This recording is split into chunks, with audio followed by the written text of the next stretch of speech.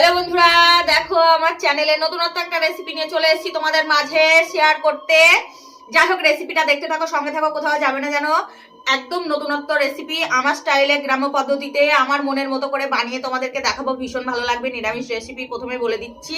আর পনির রেসিপিটা বানানোর জন্য মশলা নিয়েছি, দেখো কাজু কিশমিশ বাটা, এখানে নিয়েছি জিরে গোলমরিচ ভাজা বেটে নিয়েছি, এখানে নিয়েছি পোস্ত বাটা, এখানে নিয়েছি টমেটো কুচানো, এখানে কাঁচা লঙ্কা, শুকনো লঙ্কা, তেজপাতা, শুকনো লঙ্কার গুঁড়ো আর গরম মশলা দেবো। যেহেতু পনিরটা ভীষণ নরম বন্ধুরা, এইভাবে হাত দিয়ে ভেঙে নিলে হবে, গ্রেট করা লাগবে না।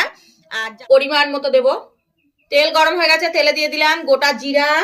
দেখো এবার এতে এই যে ফোড়নের মধ্যে দিয়ে দেবো টমেটো কুচি,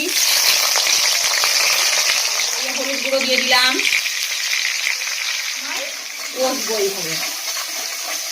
দিয়ে দিলাম।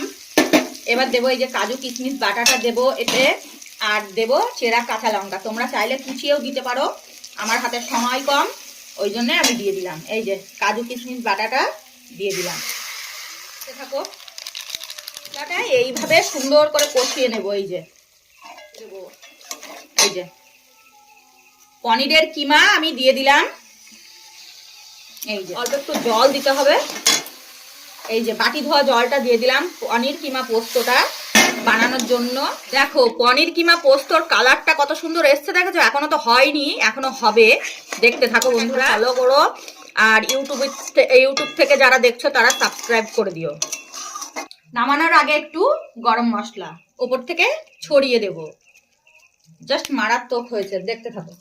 পনির কিমা পোস্ত দিয়ে এবার একটু খেয়ে তোমাদেরকে দেখাবো যে কেমন হয়েছে। এই যে নিয়ে নিয়েছি ভাত আর পনির কিমা পোস্ত, এটা ঢেলে নেবো ভাতের ওপরে বন্ধুরা। দেখতে থাকো। ওফ, দেখো একটু ভাত দিয়ে এইভাবে গরম গরম মেখে খেয়ে তোমাদেরকে বলি যে টেস্টটা কেমন হয়েছে বন্ধুরা। ওহ, জিভে জল চলে আসছে। দেখো খেয়ে আমি বলি।